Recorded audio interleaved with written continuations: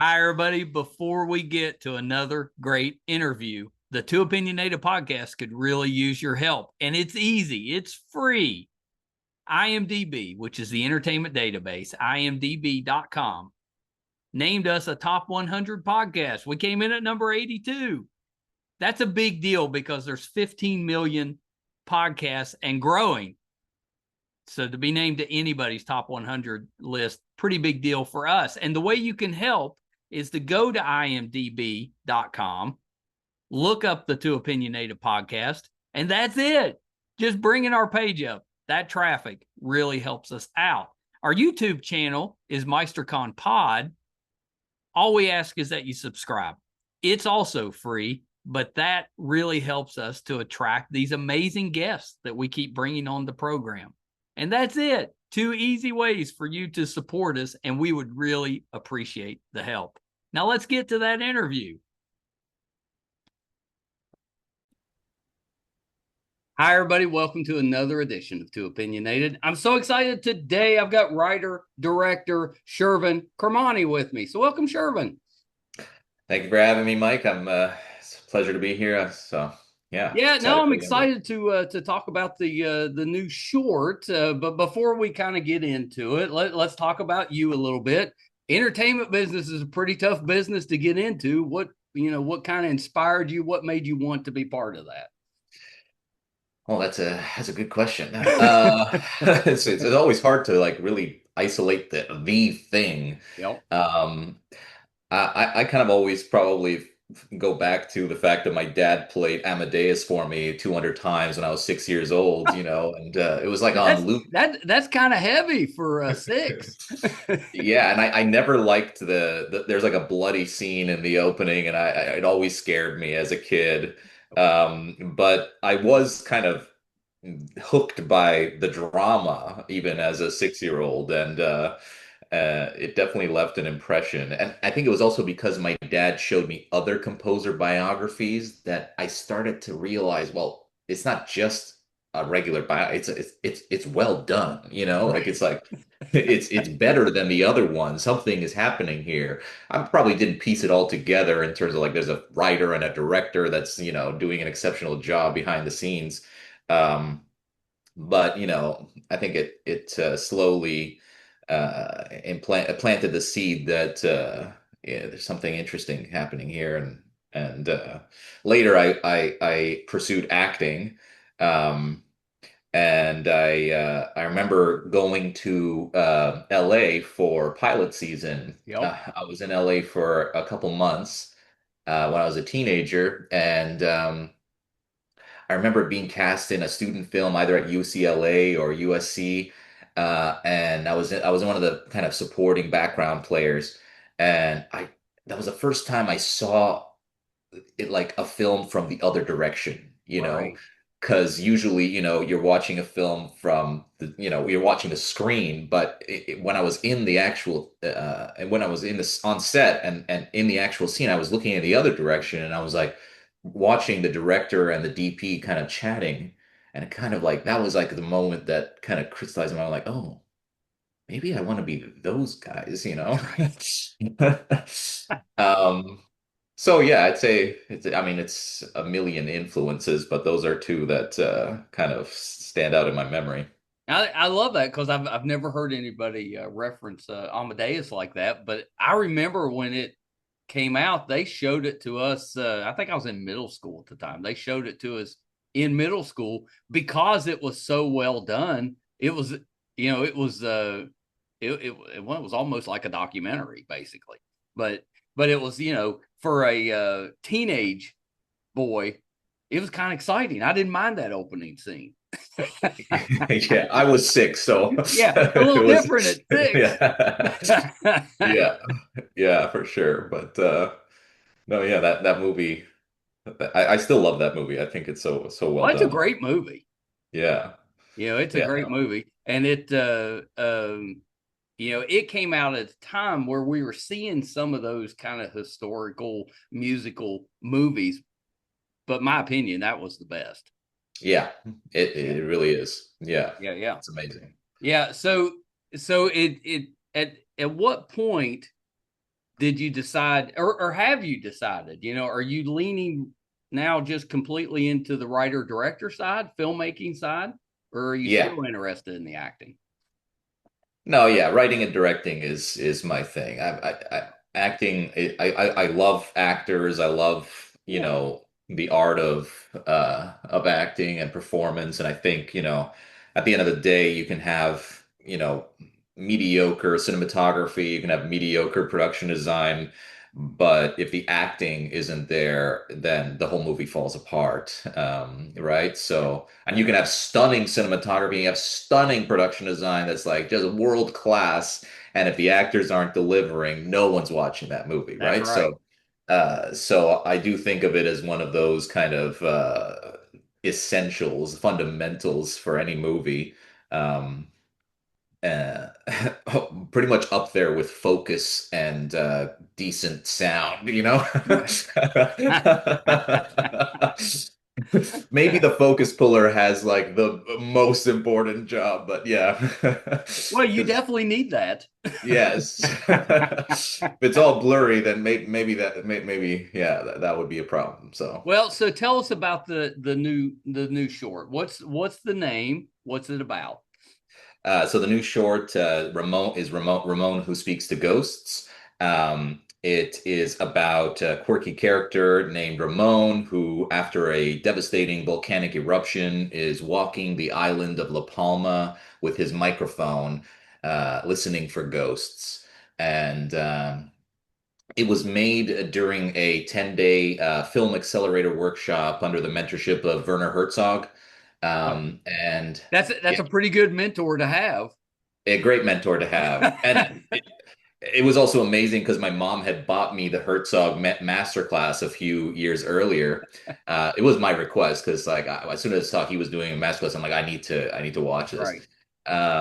And it was really, really surreal to go from watching my laptop screen to, having him in person, giving me Wow. specific advice on my own movie. So it was a once in a lifetime experience and really great and memorable. Well, explain what that accelerator is. Is it just what it sounds like? Is it just getting um, filmmakers a chance to get that feedback on their films and to quickly get them out, or what exactly does the accelerator do for you? Yeah, so I guess all of, different ones might have different kind of protocols or systems, but this one, Herzog didn't want us to go to the island with a preconceived notion or a script, so he wanted us to come up with the idea while we were there. So he said, on the first day, I'm going to give you a theme, and then we're going to go location scouting. You're going to kind of find the movie, come up with a movie while you're there. I don't want you to come here with any Oh, neat. pre-formulated ideas. Yeah. I later kind of regretted that I didn't come to the island with more ideas. I'm like, in the middle of this stress, I'm like, I should have come up with like some really solid ideas before I got. Well, yeah, because you put yourself in a situation where you have to come up with them on the spot. Yes, yes, and that was a very intense, very difficult, huge challenge. Um, but Well, it was was amazing because everybody's entry based around a volcano? not necessarily. So everyone was kind of free to make a movie there as long as it interacted in some way with the theme he provided, which I thought it was going to be more specific because he had said don't come up with ideas, but it was relatively broad. It was just after the fire. So Oh, after the fire was the theme, and you were basically free to make anything as long as it related to that in some way.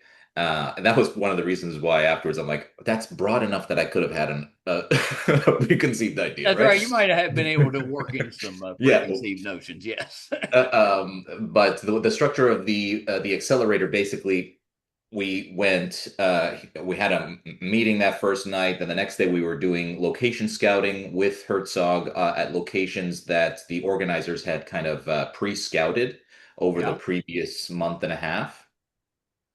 And so we went on a bus together. Herzog would point to things, he would suggest things, and we went to the locations. He even walked like halfway up the volcano with us until he got tired. And I'm like, he's 82, like Well, I it's mean, amazing. like, so when you're out there walking around stuff, are you picking his brain, or are you just kind of just there? I tried to get chummy with him, and I'm like, that scene in like, what was that? What was the inspiration behind that? He's like, we will say this with the class, Um, he was very kind of methodical, but he was talking to us. It wasn't like he was, Right. Well, he it, probably he probably didn't want to like answer the same thing over and over because every exactly. filmmaker probably had the similar questions, I'm guessing. Exactly. And he wanted to make sure everyone was able to listen to those things when he was giving advice. But he was great. I mean, there were little things, some people wanted to go at the top of the volcano and get shots. And he's like, the most compelling shots are going to be looking up at Right. the volcano, not looking down. You won't get a sense of the scale from that perspective. And, all those, Oh yeah, that's a good point. I because I'm kind of similar. I would have thought looking down would be the better shot, but I get what he's saying. You yeah. really get the kind of the majestic nature of a Yeah. volcano look for when you're looking up because you really get the size of it. Exactly, yeah. And I mean, it might change depending on, like if you're in the Rocky Mountains, maybe you have an amazing view on the top of a mountain. But that particular volcano, he was right, that the best shots were looking up at it. And Well, had it erupted fairly recently? 3 years ago, Okay. Okay. and there were some places like the lava field that we visited, and there's a shot of it in my film.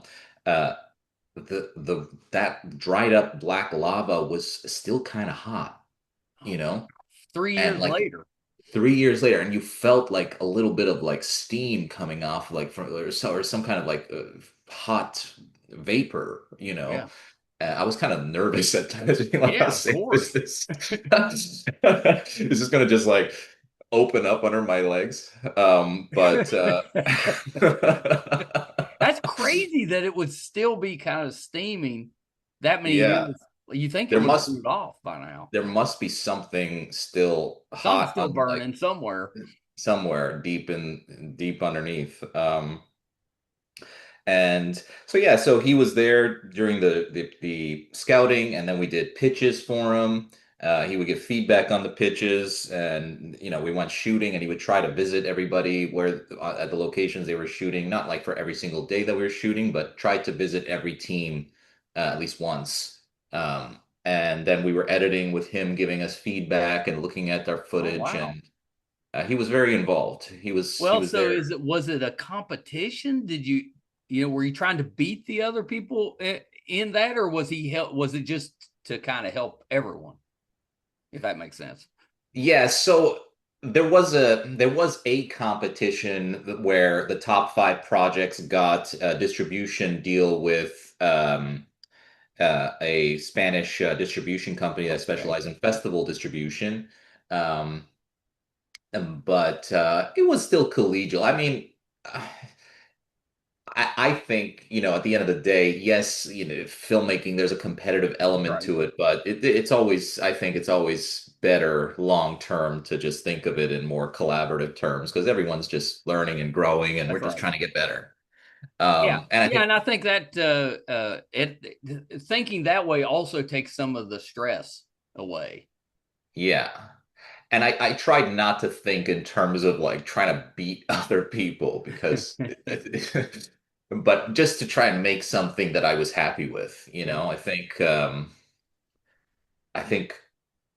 that to me that's the goal, and there was a risk, being there that that you feel the pressure to try and please Herzog or make something that he would like, but I kind of decided early on that that was a losing formula That's and right. that I have no idea what he likes, Right. and all I know is what I like, right? So I think it's important to try and make the movie you like, and the odds are that if you like it, that somebody else is going to like it too, right? So I think that was kind of my thing. Just make something I'm happy with. I can leave the island and feel like, okay, Feel now good about. I feel good about it. Yeah, Which is, yeah. yeah, I kind of love that. So you're under this pressure to come up with the an idea. Where did your gentleman that is kind of going around and talking on this recorder, where'd that come from? So, I was trying to find like a back door to the tragedy. I say sometimes people like, when you're writing poetry, you don't go through the front door. You break in through a window. You pick a Right. lock in the door, and you break in that way. And I think there was a way to tell the story that was more direct and traditional, where you interview somebody and you just talk about what they lost in the volcano, and there's nothing wrong with doing it that way. But I wanted to find an just like an Yeah, a little unusual more entry point. unique, kind of like a backdoor way to get A into it. back door. I wanted to find a back door to the tragedy. So uh, this kind of image started to emerge of just like, what if there's somebody with a like a boom mic, a Yeah. shotgun mic with his boom pole, just walking around, and it really felt while we were looking at the lava fields like. I don't know. The image just kind of kept nagging at me, and I'm like, I think that's the thing. I think that's the entry point. And our main character, played by Pedro, was a we were just so lucky to that he had submitted himself as a volunteer. Basically, the way they did it, they sent out notices to everyone on the island saying, if anybody wants to be part of these projects. Yeah. So 100 people ended up kind of volunteering to be either documentary subjects or actors for the films. And he was one of them. And it wasn't clear from his self-tape, like if he could actually, pull it off. Right. It was just a little introduction, but there was just something about him that seemed so kind of tender and lovable to me, Yeah. and there was something in his eye. And I'm like, I don't know, I like this guy. I don't know. And and then some people were saying like, do you just think he's funny or do you really? And I'm like, no, I love him. I just I say trust your gut. Yeah. And so we got on a quick video call with him, and he was great. He just knew exactly what the movie was going to Yeah, be you from got the it. get. Yeah, he just got it. And it's not I've had many situations where that's not the case. So it was very lucky that under that time pressure, at least my kind of main character just like he just ran with it. So yeah. Amazing. Was it like when you're filming, was he interacting with other people on the island? And was that part of the film, or what did you set those encounters up? So there's some like there's other people that kind of talk about him, and he's kind of like in the shots, like he's kind of in the background Yeah. kind of recording in a quirky way, like continuing to do his thing. And we kind of combined people, but he did infuse the character with his own personal things from his own personal life. Yeah. So it ended up being like a hybrid where it's not quite fiction, it's not quite documentary, but hopefully it's the spirit of it is true, if that makes Yeah, sense. it And does. It does. Yeah, yeah, I kind of love that because it's just, to me, it's kind of a almost like a bittersweet movie, because you've got this gentleman out there and he's searching, for something he's lost, but maybe he finds some other stuff along the way. yeah, yeah, that's a nice way to put it. I like that. I like bittersweet too, because I didn't want it to just be a downer, and I Right. think it's always nice when you find that kind of contradictory thing. Yeah. For like, and I think a lot of times, like we as filmmakers, we have a tendency. Maybe I shouldn't say we, because like I'm speaking for other people, but at least for me, like I find myself sometimes like you're writing what you think is a tragedy, and everything that you're writing ends up being kind of tragic, right? You're Right. like you're writing a comedy, and everything is just kind of funny, and um, I always try to take notes from life when something happens in life that you wouldn't see in a movie most likely because it's like, oh no, this would be edited out That's right. as inappropriate in this moment. I remember this moment when my grandmother passed away. My mother, obviously, we were all devastated, and my mother was crying, and she's like, hugging me and like, bawling, and then she's like sniffing my shirt and saying, "Hey, this is dirty. Hey, let's put it in the laundry." And I gotta That's wash very this for you. mom. Yeah, right. And I feel like in most movies you would just get the bawling, but you wouldn't get that contradiction of Right. how But her that's bawling. life. That's life, right? Yeah. And so I try to avoid that tendency and try and find like the way that life kind of surprises you, in those ways. So that was something that was in my mind. So I I'm happy actually that, really like that because when you really think about it, life just isn't a comedy. It's yeah, everything. it's everything. And it changes moment to moment. I mean, you can have the most hilarious time, you know, that's interrupted with tragedy or interrupted with something more serious, or vice versa. You could be going through a tragic time and then just have the most hilarious thing happen to you, and that's just life. It changes moment to moment. Exactly. Exactly. And I really do try to take notes when those things happen because I'm like, oh yeah, yeah, this is the thing that's missing when I'm writing a scene. I just think of just the sad thing and I don't think that there could be humor here. And it's like, well, Right. life is kind of a mess of things. And I It really is. so I try, yeah, so I try to keep that in mind even with this because it's kind of has comedy, it kind of has tragedy, it has kind of a juxtaposition of things, and that was definitely on my mind. Yeah. How do you wrap it up? Does he kind of find what he's searching for? Does he find peace, bigger meaning? How does it kind of wrap up? How do I answer this question without spoiling the Yeah, film? yeah, don't give the ending away. um, I think like hopefully it captures the maybe I'll answer this by backtracking a little bit. So when we were there,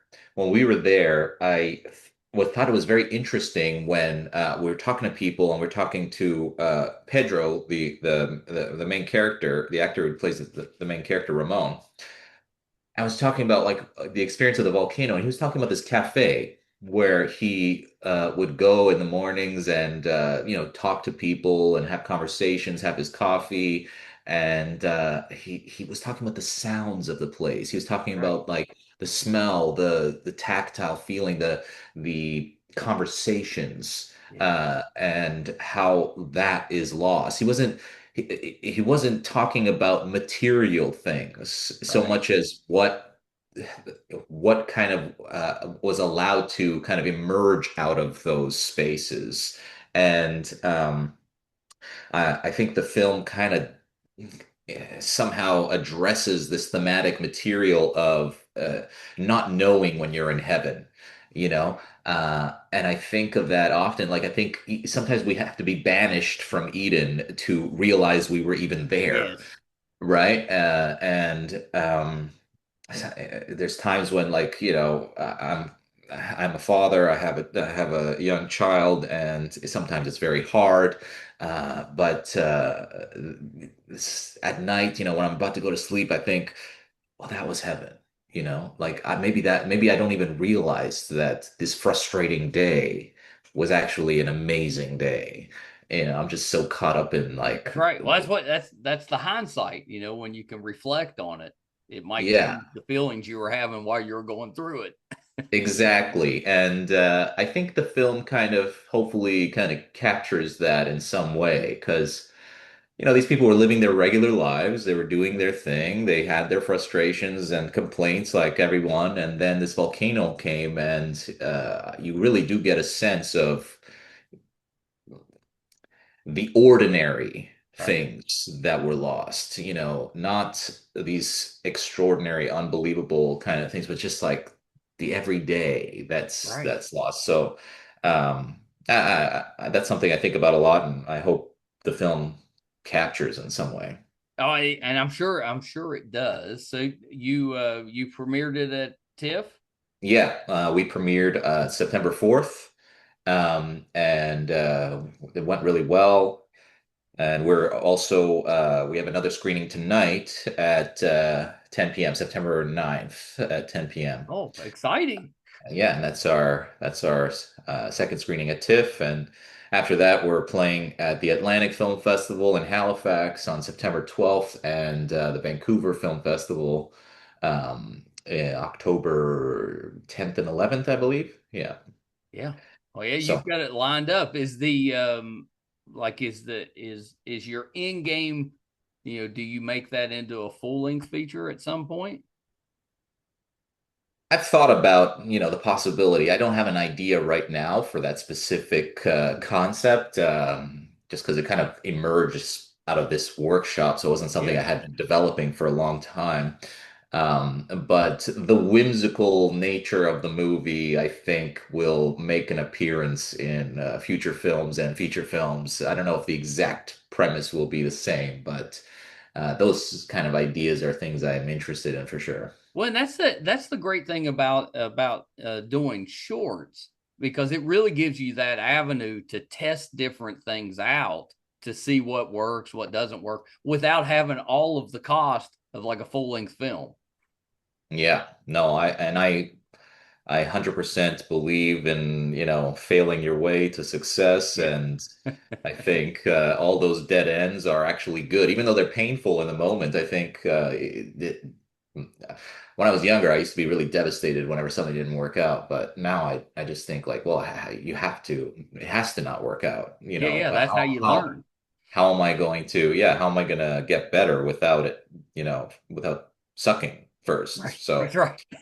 And I think of that even in the middle of a film is like while you're working on a film, your first draft is not that great. Your first, Right. attempt is not, your first day of the shoot is usually not the best, all those things. So the more you can build in that failure as part of the process, I think the more likely you are to come out with something interesting. Yeah. Yeah, I kind of love that. I kind of love Yeah. that. Are you working on a full length feature of some kind yet, or are you still haven't quite got to that point yet?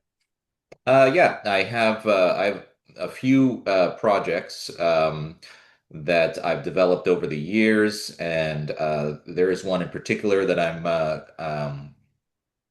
going to make a short uh, um, in the world, and then kind of expand it into a feature, maybe not identically in terms of what it's about, but the feeling and the general genre, as some kind of like. What is the genre? I'm kind of working in maybe a tragic comic crime thriller. Oh, hey, yeah, that's covering a lot. So we maintain the tragedy comedy thing, which I think I've done in the last couple of shorts, and just kind of At a uh, crime. migrated it to criminals in tense situations, Well, and and that totally would lend to that, because when you're dealing with that a crime situation, I'm sure there's moments that are both oh, tragic and or comedic. yeah. Yeah, and yeah, I love. There's so many great examples of that in film history, and I love all that. I love the mess of things that can happen in the middle of a crime, and I mean, just as humans, we're so messy anyway. It's not like yeah, we, or very many of us, go through a perfect life. It's we kind of yeah, bungle our way through. And no matter yeah, what we do, whether we're doing just a regular 9 to 5 legit job, or we're a criminal out there trying to do it, it's messy. yeah, exactly. And I love the mess. That to me is where the most juice as a characters come from, right? So Do you, because you've had a little bit of that acting experience in there. Do you cameo in your shorts? I, well, actually, sometimes I will like record my voice if like there's somebody on a phone call or things like Yeah. that. I try not to be on. screen because it becomes harder to get a sense of whether we actually got the shot. Oh You yeah. know, Well, you're doing double duty at that point. yeah, you have to either watch it over or you need somebody else who's going to basically take over your job briefly to like be like, no, you have it.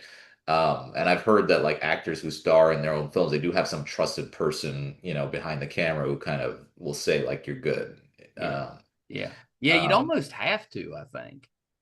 yeah, no, I think it's probably impossible to know just by being in this shot. And this experience I've had like with working with actors, sometimes an actor will feel like this was the take, and maybe it was for them internally, but it wasn't in Right. terms of the cinema itself, right? Like because like as a director, you're watching from the outside, and what works on the outside doesn't always feel right. Right. Uh, Even though that feels counterintuitive and it feels like, oh, well, what you feel in the moment should probably translate. And it's not that it doesn't ever, it's just that that's not a perfect metric. Well, right. I mean, the actor could have done everything that they were supposed to do, but maybe the scene isn't quite right. Yeah, Have to redo. I mean, it could be a lot of factors that would a cause lot of factors, a lot of factors. And sometimes it could feel wrong, but like you don't feel it when you're watching it, right? So, um, obviously, if somebody's having like uh, a breakdown, emotional breakdown, they're crying and they're not feeling it, and they're faking it. Maybe that would not translate, but sometimes somebody's just doing some physical action, and they don't need to be totally locked in for us to believe right. it in this on the frame, right? Um, so it would be difficult, I think, to be able to direct a movie while starring in it. I'm sure. I mean, it's been done before, so it's possible, but I don't have any ambitions to do that. Is there a genre that at some point you really want to do, or is there one that maybe you definitely want to stay away from? I don't know if there's anything I would stay away from. I'm kind of eclectic in my Yeah. filmmaking, which kind of sometimes works against me when I'm dealing with I'm dealing with institutions and they're like, "Well, we can't really get a sense of your voice because your films are so different." And I'm like, "Oh, I should have just made the same thing 10 times." Um, You think they'd want that just to know that you're capable of a variety of different films? Yeah, I think the average person appreciates that, but I find institutions generally don't. Yeah, Um, they tend to want it the way they want it, right or wrong. yeah, yeah, and also I find like even when you're raising funds for a feature, even if you've made shorts, if the shorts are not like in the exact, genre or tone as you're pitching for your feature, they sometimes come back to me at least and say, "Well, you haven't done, you haven't done this exact thing," and I'm Right. like, Like, oh, "Okay, okay. Well, okay." how was you said it was received pretty well. What kind of reaction did you get at the at TIFF? It's always difficult to know exactly, but it seemed like, I had a lot of people coming up to me, strangers, coming up to me afterwards and saying nice things. And I assume generally that when someone doesn't know me and they're going out of their way to Yeah, say that's something probably a good nice, sign. probably a good sign, right? Whereas, your friends are obligated to a certain degree to be nice to you. Right. So I'm always like, oh, you thought it was good? Well, we're too close for me to really trust that. Yeah. Well, when we started this podcast, most of the negative comments I got came from friends and family. That That's I don't know if they're worried about us just embarrassing ourselves or what it was, but most of that came from them, and we kind of took it as constructive.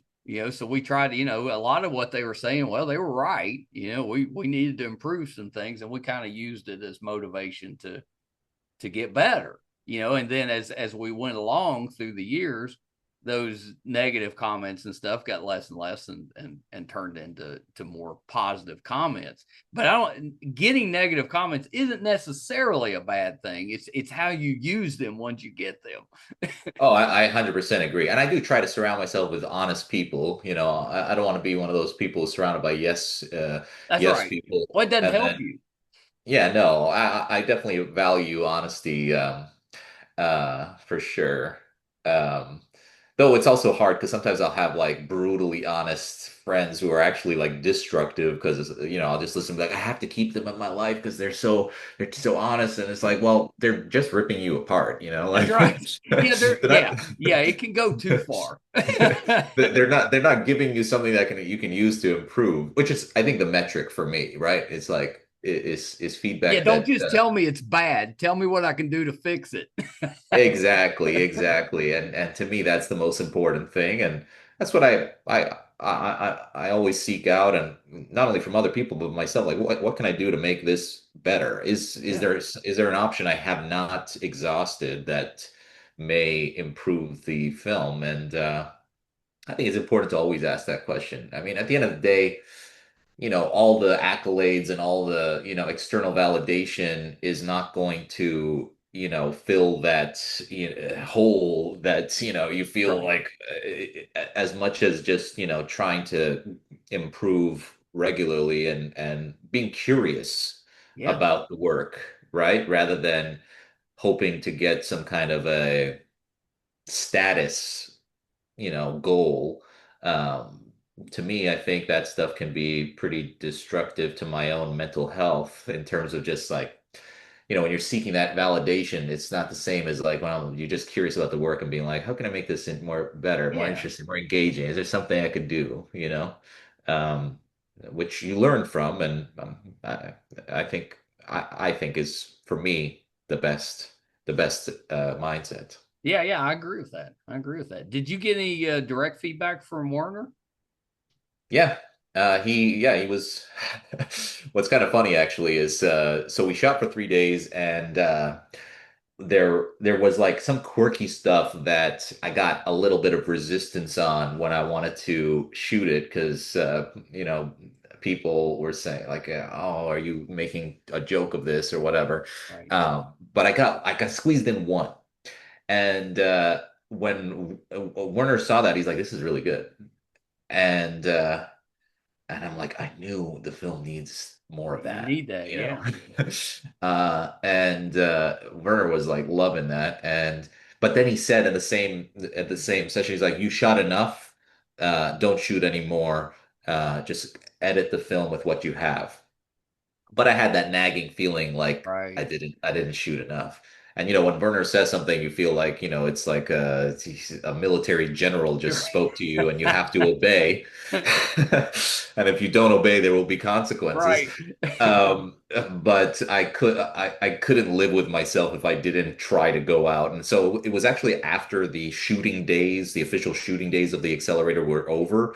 And so there were no transportation cars available that the organizers had to arrange. So we borrowed a rental car from a friend of ours who didn't need it that day, and we drove out. We shot. And came back like really late, and there was no light anywhere. Google Maps is getting us to turn on a cliff and fall to our dooms, you know and the next day Werner is watching the new footage and he's like, where was this yesterday?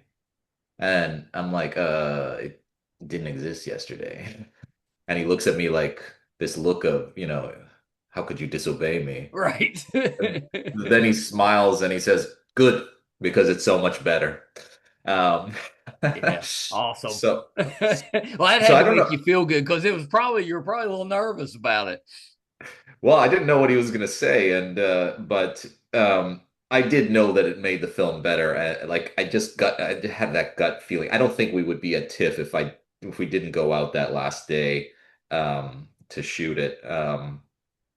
But afterwards I was like, was that a test? Was that like, because he is always teaching people how to pick locks and forge Yeah. filming permits, and he talks about how he stole the camera from the film school in Germany to fund his or to shoot his first feature film. And so I'm like, when he's giving these rules, like, is he just like kind of hoping that we break them? Like. But if it was a test, I think I passed. So. Oh, that's Yeah, awesome. I mean, yeah, yeah, that's pretty good because yeah, you took a risk. but I mean, for me, I mean, aren't filmmakers supposed to take some risks? So Yeah, I always think like the biggest risk is to take no risk. You yeah, have to take a risk and you have to try things. Otherwise, like the no risk film is no one wants to watch that, nobody right? wants to So watch that. That's right. yeah, so and that's also like being okay with failure is the hard part, right? Because like people don't want to take risks because they're afraid of failing, but I think changing that relationship to failure is kind of important. I don't think there is any great work of art that doesn't like leave like a bunch of cadavers in terms of Right. drafts and terrible versions and dead ends and all that, right? So Art takes time. I it always takes go time. with my wife's a painter, and she'll paint on something for, maybe a day or two. And I'll come look at it and I'll be like, man, that is terrific. I love it. And she's like, it's not done. I was like, oh, okay. And I'll come back, a little bit later and I'll be like, that looks even better. That's amazing. She's like, it's not done. And she just keeps doing that, pass after pass after pass. And then eventually she'll say, okay, it's done. And every time I'm like, well, you're right. That's a lot better. That's a lot Yeah. better. So it's all, kind of like it could be good, but why stop at good if you can make it better? And that's kind of what she does. And eventually when she feels it's ready, then she's ready for everybody to look at. And every time it is better. She's right. Yeah. I A lot of times too, when you fail to accomplish your, dream of a project, you're the only one who really knows what That's it could right. have been. And I've had that happen before on other projects where people are like, "Oh, it's good, Shervin," and I'm like, I didn't get that thing." And so the feeling I'm after is just a feeling of peace, knowing I did everything I could to That's make right. it and as well as I could. And that's to me that's the real prize, and then everything else is a cherry on top. Was it neat getting to see it on a big screen? Oh yeah, it was great. It was fantastic. It's always nice to play, and this screen was probably the biggest screen I've ever screened on because it was like the Ultra AVX Oh yeah, the theater. nice ones. Yeah. It's really really big. That's awesome. uh, so it was a great experience, and you could sense in the theater like popcorn popping, like little moments of the audience, like either giggling or like realizing things as the film was going on. So it was a nice experience for sure. Yeah. Yeah, that's awesome. Yeah. That's yeah. I think anytime you create something to get to see it, in its best form, I mean that's a gift. Because a lot of people they make stuff, but they never get to see it on a big screen. Yeah. No, it's amazing, and I think it's so great that TIFF has the kind of, I guess, has the audience to actually pack theaters too, right? Because like that was the big theater and it sold out within 5 minutes of going public. And none of my friends could even get tickets. So, so it is it's not only amazing to see it on the big screen, but also to have that many people, you Yeah. know, in the theater. So it's definitely a great, wonderful, unique experience. And the program too was very good. There was so many excellent films in that program. It was fantastic. Yeah, they know what they're doing.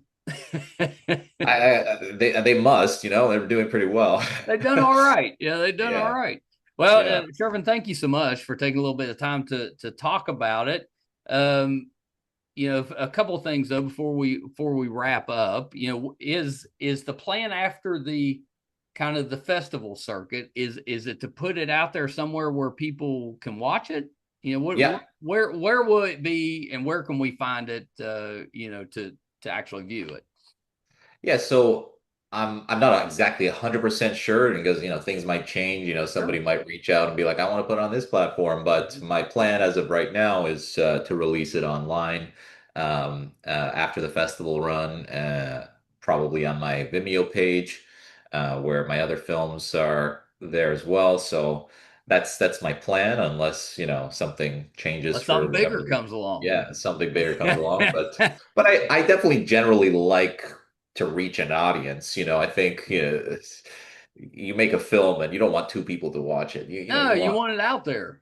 yeah, I want it out there, yeah. Well, So so is there anything else that you're working on that we can kind of keep an eye out for? yeah, so I've got the short I mentioned, and I'm going to start rehearsal soon on that. I'm very happy with it. I think it's shaping up to be fun. Yeah, now I plan on, just keep making movies. So there will be hopefully news trickling in. Yeah, yeah, amazing, amazing. And I'm assuming once you've got that news, you'll put it out on social media. So where can we find you on social media? I'm on Instagram at Shervin Kermani, and I'm also on Vimeo. Obviously, Vimeo is not like a social media platform, but it's a hosting No, it's a video. great hosting platform, though. Yeah, Yeah, yeah, and I yeah, think so, most people are pretty familiar with that. We've all watched something on that. yeah. So it's easy to find me on Vimeo as well, Shervin Kermani. Yeah, those are the two places probably. Uh, Amazing, amazing. So it's Ramón Who Speaks to Ghosts, Yep. and it's at the Toronto International Film Festival tonight Yes, tonight. Yeah. for its second screening. Amazing, Shervin. Thank you so much. Thank Whenever you you. have the next one ready, you got to come back. Awesome. Yeah, be my pleasure. It was great, great chatting, great questions, and it was my pleasure. Yeah, this has been a lot of fun, and yeah, hopefully we can do it again. Okay, hold on one Looking second. forward to it. Shervin Kermani. The movie is Ramón Who Speaks to Ghosts. I've watched the trailer, and the trailer captures you. It's really well done, and I really like Bittersweet because there's times that kind of get you, kind of get you right here. But there's some humor. There is some definite human interaction elements that I thought were really strong. I think it's going to do terrific. I'd love to see it as a full length feature. Um, so maybe we'll see how it goes. But it sounds like it's doing really well at TIFF.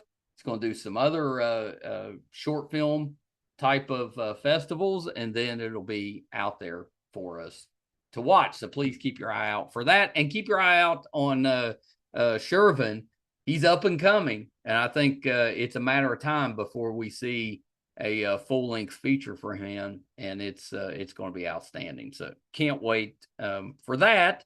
Thank you guys for tuning in with us. If you're finding us for the first time, our YouTube channel is MeisterCon Pod. Please subscribe. Really helps us out. Doesn't cost you anything. Our website's meistercon.com. You can find over 1,000 episodes, audio and video versions. It'll let you know if we're doing anything in studio, if we're going on location. Maybe we're going to Toronto for the film festival. If we're covering a convention, anything we have going on will be on the website, meistercon.com. So please check us out there. Thank you guys so much. Till next time. Bye, everybody.